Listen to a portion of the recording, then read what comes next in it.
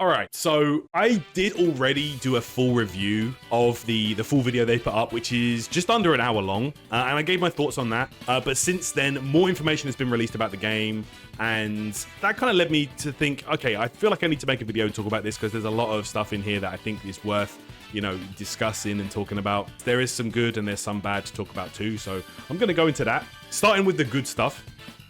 We did get an hour long. Of course, the video itself is awesome. It's an hour long. It shows all the new changes for the upcoming Alpha Lab, as well as showing some high-level gameplay from the team as well. So you get a mixture of, you know, a breakdown, a deep dive into the mechanics and their thought process behind that, you know.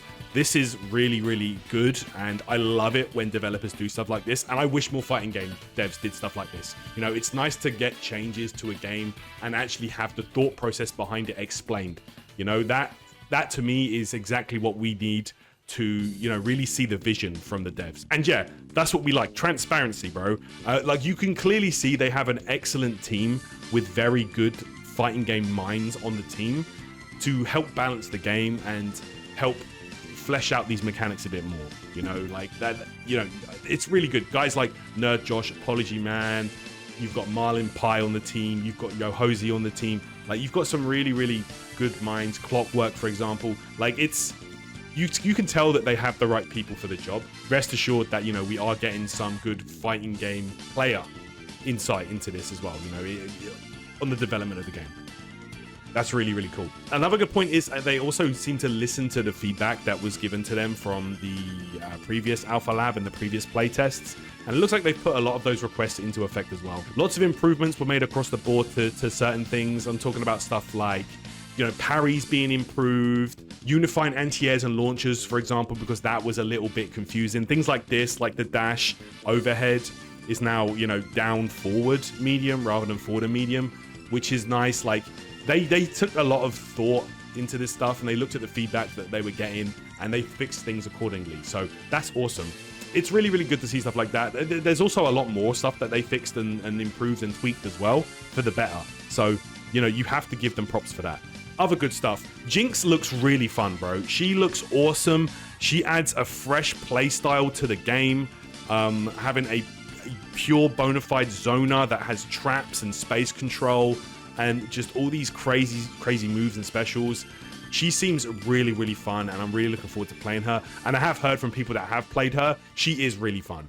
So that is awesome to know. And yeah, she just looks like an absolute blast to play, no pun intended. What else is awesome about the game? Okay, new fuses that they added. I feel like the new fuses that they've added does bring variety, and it could create a lot more of unique and interesting playstyles. Like Juggernaut, for example, being able to play as just one powered up character with, like, you know, more super gauge and stuff like that. I love it, man. Being able to start with Fury Break as well is really, really cool. This is the kind of stuff I wanted from the game. Not being forced to play a certain way, being able to kind of like really make it your own and play the game how you want to play it. I love stuff like that. So this is brilliant, and I'm glad that they thought about this and added it to the game. Those are the main good points that I have to take away from the latest information. Before we get to the bad points, there was also another change that I feel it's not like good or bad. It's just different.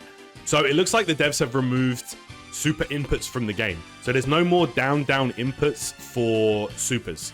You just perform them by pressing a special attack button and one of your light, medium, or heavy attack buttons together. Now, I feel like while it doesn't change too much, since the game didn't really use a lot of execution anyway.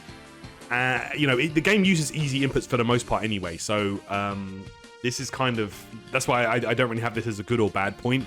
I just feel like it might turn some players off, since they're lowering the execution ceiling even more, even though it didn't really need it. You know, literally you do supers now by pressing 2 buttons. Like, this might make some supers like broken. Like, this is basically Street Fighter 6 modern controls now. So being able to use just one button for supers might actually break some characters' supers, and I hope that they balance the game accordingly as well. I feel like, honestly, this is why I don't have this as a good or a bad point. It doesn't really change a lot about the game anyway, because the game, it's never been about oh, a high execution game. It's never been like, oh man, the combos are so hard. The only hard part about the combos in this game is the timings. Everything else, execution wise, is all just basically dial a combo. You know, you don't have any quarter circles. It's all just directions and special buttons, you know? So for them to change the super inputs from down to just, you know, one button press, but essentially, or two buttons press, it doesn't really change anything. That's why I'm just kind of like, whatever. But I can see why a lot of people wouldn't like this and kind of see it as a turnoff. Yo, John with the gift subs. Thank you so much. Holy shit. That to me, it doesn't really bother me in this game, especially because the game isn't the kind of game where execution is a huge deal anyway. So it doesn't really bother me that much. But I can see why it would bother some others as well. But yeah, that's how I feel about that, guys. Now I guess we better get on to the bad points, right? So we'll get the worst news out of the way first, right?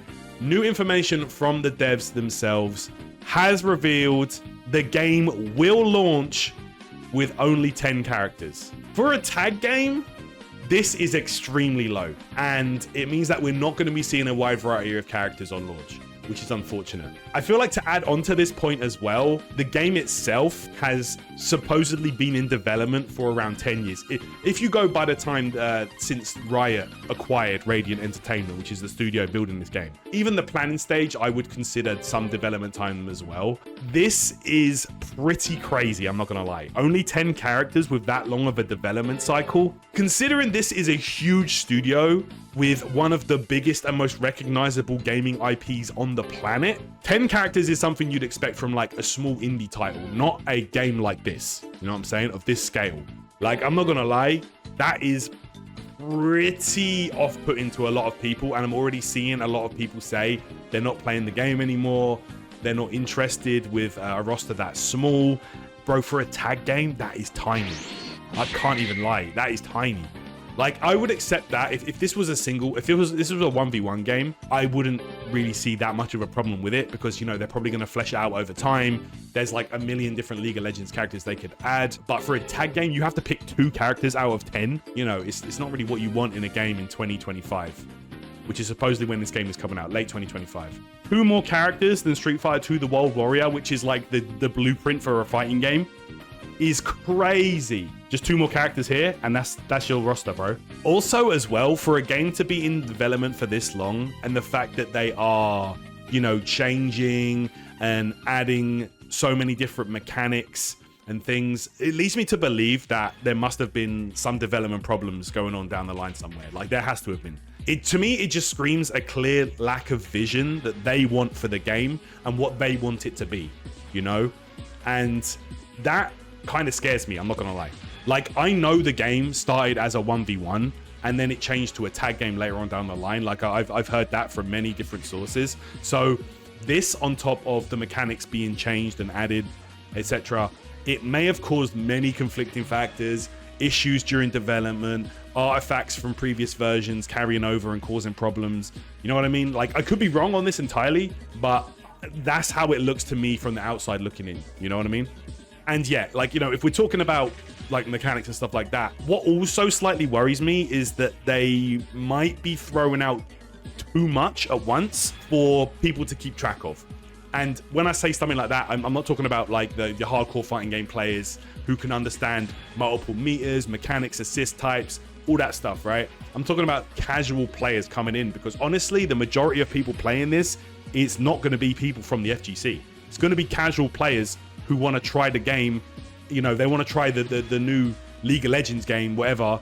They try it, and then they're just like, okay, I can't figure this out. I'm going to uninstall. I don't like this. It's too complicated. Like, the fact that they're actually adding and changing even more from the last build, bro, they're drastically changing stuff from the last build. And yes, a lot of it is tweaking based on feedback and stuff like that. But at the same time, it's like, they're like adding new stuff in, like the Fury Break thing this late.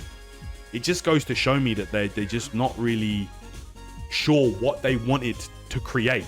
You know what I mean? People that come over to this, yeah, because they're like, oh cool, League of Legends, a new League of Legends game. They're gonna play it, try it for like an hour, and then realize, okay, this is like, I'm way out of my depth here. I can't play this. There's way too much going on. Not only that, guys, they have to learn 2 characters. Like, getting a casual to play like a fighting game and just learn 1 character is hard enough. But they're gonna see that they have to learn 2 characters, and they're gonna be like,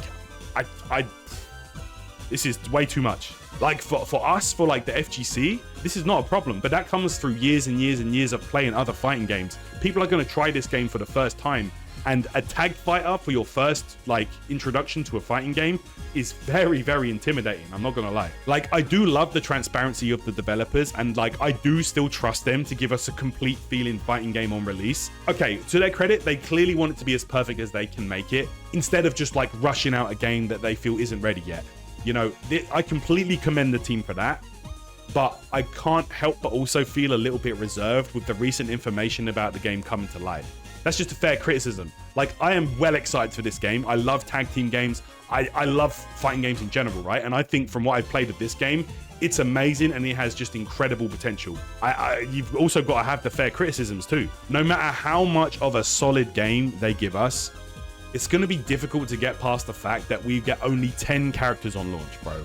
Like, that is a problem. I mean, to be honest, if it's just base game stuff and they swiftly add on and release DLC around the launch, then that might help the game a lot.